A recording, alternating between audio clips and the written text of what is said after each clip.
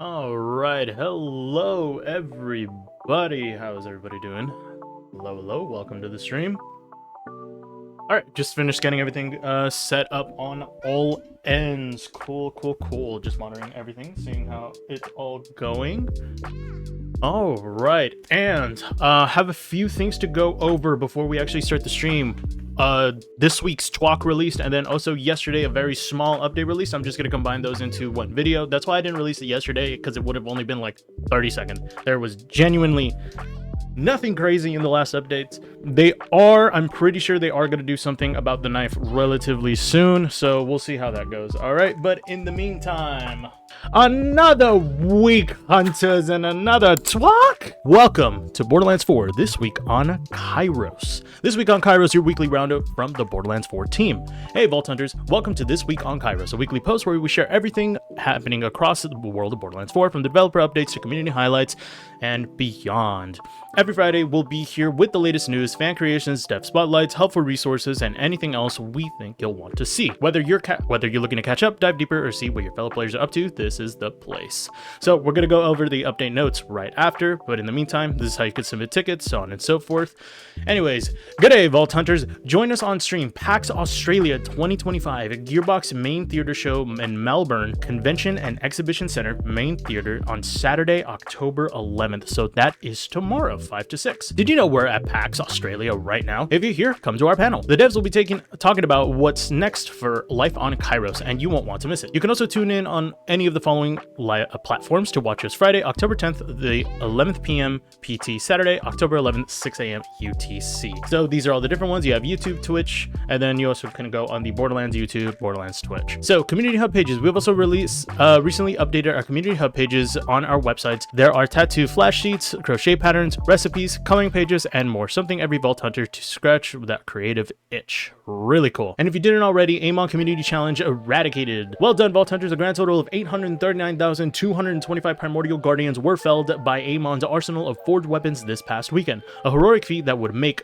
the warrior poet proud. And to collect your efforts as a Forge Knight, here's the shift code for the Cult Classic Vault Hunter skin, usable by Amon. I did also make a video about that one if you want to go ahead and see that one. Nothing crazy, but overall, the next community challenge, Death for All, is Vex. Vex Community Challenge, Death for All, from October 10th to the 13th, collectively complete 1,800,000 Ripper drill sites as Vex to earn mass market appeal. Vault Hunter skin usable by Vex. There are 6 Ripper drill sites you can find while exploring Kairos. Once you've located one of these Ripper-filled arenas or restarted one of Moxie's big Encore machine, you'll have to survive multiple waves of deadly enemies before facing off against the climatic boss fights. Good luck, Vault Hunters. Community Spotlight. We love celebrating players and the big win. Here's a couple of the community members who unlocked IRL achievements. Anmol Baru, we love charity initiatives, and we're excited to see the speedrunners face off against many foes of Kairos. 25,000 Borderlands 4 contests. I got my start in Borderlands 2 primarily through speedrunning, and so I wanted to run my own speedrun competition. Why? I don't know. Seemed like a good idea, and I wanted to give back to the community while also creating opportunities. Run must be done on a fresh level 1. Time ends when the timekeeper is beaten. So, speedrun Borderlands 4, 25,000 total prize. First place gets 10,000, second place gets 5,000, third place gets 2,500, and first place gets plus 7,500 to a charity of their choice. Moxie and the crew, congrats on your 20 million monthly views. It actually happened. 20 million views in the past 30 days from Borderlands 4 launch. Couldn't have done it without my editing team, M Famous and Rexa BH. They've been crushing it. Yeah, that is honestly amazing. And yeah, you guys have been showing a lot of support too for Borderlands 4. Like across all platforms, on YouTube, on Twitch, on TikTok. You guys are legit. Like every time I stream, you guys are here, and it's awesome to see. All right, behind the team, Brooke Smith, Borderlands 4 producer. Every week, we're spotlighting one of the minds behind the mayhem. You'll get to learn about folks in both Gearbox and 2K and how each person touches the game, both influences and is influenced by Borderlands 4. This week, we're talking about Brooke Smith, Gearbox producer. What's something fans might not realize about what producers contribute towards the development of the game? Brooke, this is tough, because producers often wear so many different hats. There's a stereotype that producers only care about the schedule and that we exclusively live in spreadsheets.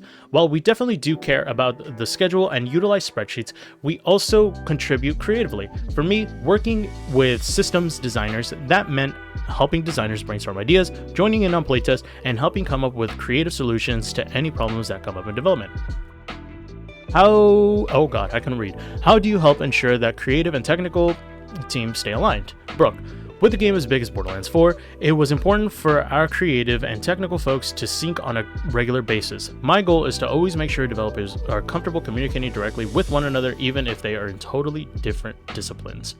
I'll also always encourage cross-disciplinary playtesting, even in the early stages of development. Seeing a feature or mechanic in action and experience it as a team helps get everyone on the same page and helps them get excited about whatever we're working on.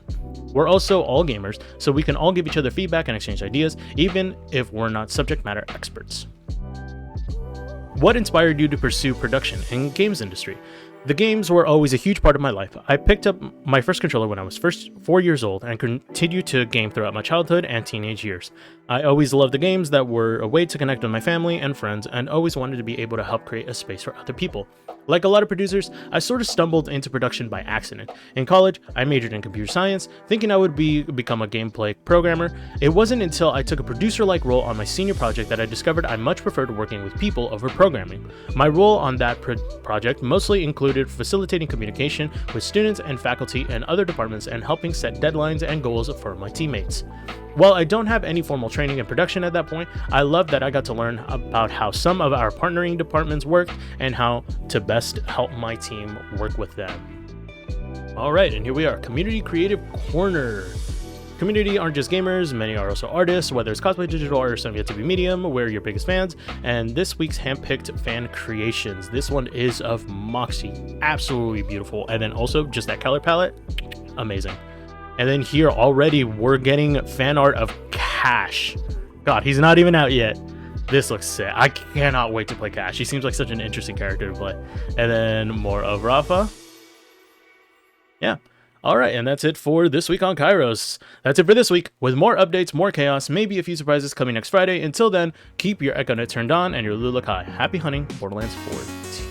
Alright, update notes, October 9th, 2025, so this is from yesterday. Borderlands 4 update notes, October 9th, 2025. This update for Borderlands 4 refreshes weekly activities, adjusts some legendary gear values, and address concerns reported by the community. After last week's large set of changes, we wanted to focus on some smaller gear adjustments. We're continuing to monitor feedback to the Vault Hunter changes and identifying areas to make further improvements. Looking forward to next week, we are planning another round of adjustments that will focus on class mods, rep kits, shields, and firmware being tuned to provide greater viability for melee builds and account for deficiencies and other specific Vault Hunter builds. AKA, a lot of the Amon players are feeling significantly weaker than all the other characters because Amon, being kind of like a melee heavy character in a game that's not super melee heavy, is kind of a problem. We will also address unintended interactions in certain Vault Hunter skills, making adjustments to overperforming gear. They are talking about the knife. Importantly, the next week's update will include a host of improvements to stability, performance, and some highly requested quality of life changes. Please restart your game to make sure the update goes through and prevent connection errors in matchmaking. If you're encountering any issues, please contact 2K support.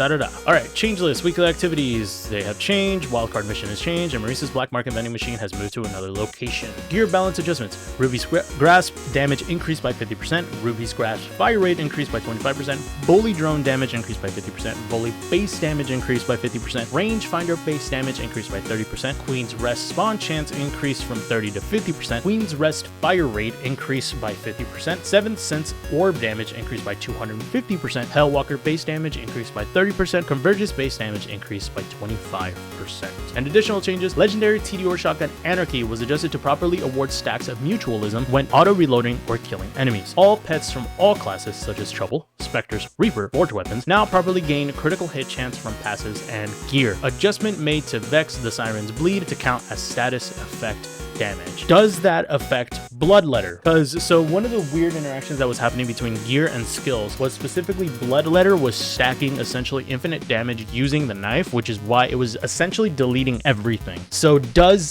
was it because of that? So is it adjusted now? I don't know. I don't have a knife. I don't have the knife, I should say. So I don't have any way to test it. But that is basically it for our update notes and the TWOK. Thank you. Let's go ahead and get started.